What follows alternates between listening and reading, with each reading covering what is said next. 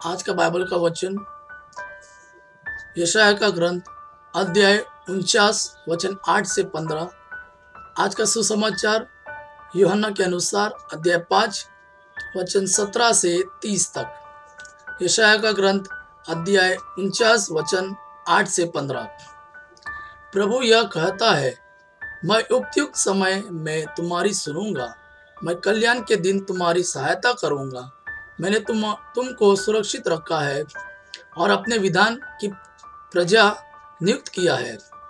मैं भूमि का उद्धार करूंगा और तुम्हें उजाड़ प्रदेशों में बसाऊंगा। मैं बंदियों से यह कहूंगा, मुक्त हो जाओ, और अंधकार में रहने वालों से सामने आओ।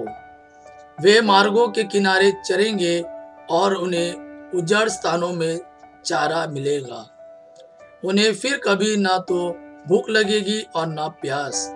उन्हें ना तो लू से कष्ट होगा और ना धूप से, क्योंकि जो उन्हें प्यार करता है वह उनका पथ प्रदर्शन करेगा और उन्हें उमड़ते हुए जल स्रोतों तक ले जाएगा। मैं पर्वतों में रास्ता निकालूंगा और मार्गों का समतल बनाऊंगा।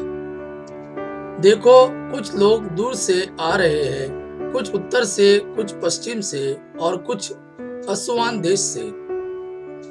आकाश जयकार करे, पृथ्वी उल्लसित हो और पर्वत आनंद के गीत गाए, क्योंकि प्रभु अपनी प्रजा को सांत्वना देता है और अपने दीनहीन लोगों पर दया करता है। सिय्योन यह कह रही थी, प्रभु ने मुझे छोड़ दिया है, प्रभु ने मुझे भुला दिया है।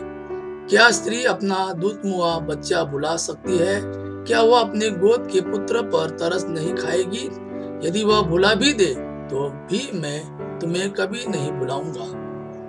क्या स्त्री अपना दूध मुआ बच्चा भुला सकती है? क्या वह अपने गोद के पुत्र पर तरस नहीं खाएगी? यदि वह भुला भी दे तो भी मैं तुम्हें कभी नहीं भुलाऊंगा। आज का सुसमाचार यूहन्ना के अनुसार अध्याय 5 वचन 17 से 30।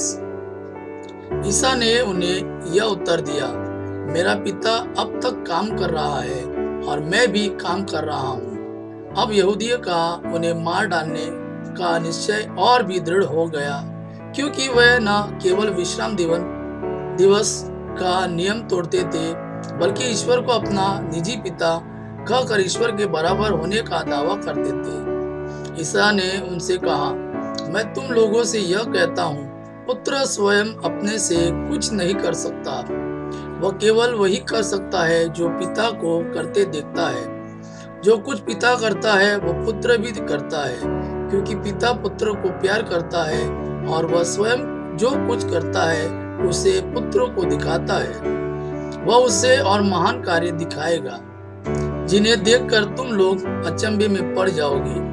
जिस तरह पिता मृतकों को उठाता और जिलाता है, उसी तरह पुत्र भी जिसे चाहता है उसे जीवन प्रदान करता है। क्योंकि पिता किसी का न्याय नहीं करता, उसने न्याय करने का पूरा अधिकार पुत्र को दे दिया है, जिससे सब लोग जिस प्रकार पिता का आदर करते हैं उसी प्रकार पुत्र का भी आदर करें। जो पुत्र का आदर नहीं करता वो पिता का जिसने पुत्र को भेजा है आदर नहीं करता। मैं तुम लोगों से यह कहता हूँ, जो मेरी शिक्षा सुनता और जिसने मुझे भेजा उसमें विश्वास करता है, उससे अनंत जीवन प्राप्त है। वह दोषी नहीं ठहराया जाएगा, वह तो मृत्यु को पार कर जीवन में प्रवेश कर चुका है। मैं तुम लोगों से यह कहता हूँ, वह समय आ रहा है, आ ही गया है, जब मृत्यु ईश्वर के पुत्र की वाणी सुनेंगे और जो सुनेंगे उन्हें जीवन प्राप्त होगा। जिस तरह पिता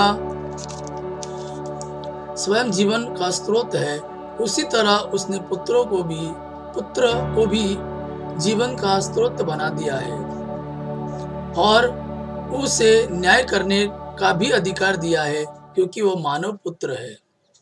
इस पर आश्चर्य न करो, वह समय आ रहा है जब वे सब जो कब्रों में हैं उसकी वाणी सुनकर निकल आएंगे। सत्कर्मी जीवन के लिए पुनर्जीवित हो जाएंगे और कुकर्मी नरक दंड के लिए। मैं स्वयं अपने से कुछ भी नहीं कर सकता।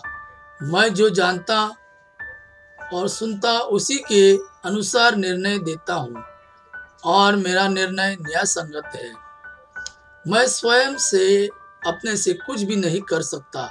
मैं जो सुनता उसी के अनुसार निर्णय देता हूँ और मेरा निर्णय न्याय संगत है, क्योंकि मैं अपनी इच्छा नहीं बल्कि जिसने मुझे भेजा उसकी इच्छा पूरी करना चाहता हूँ।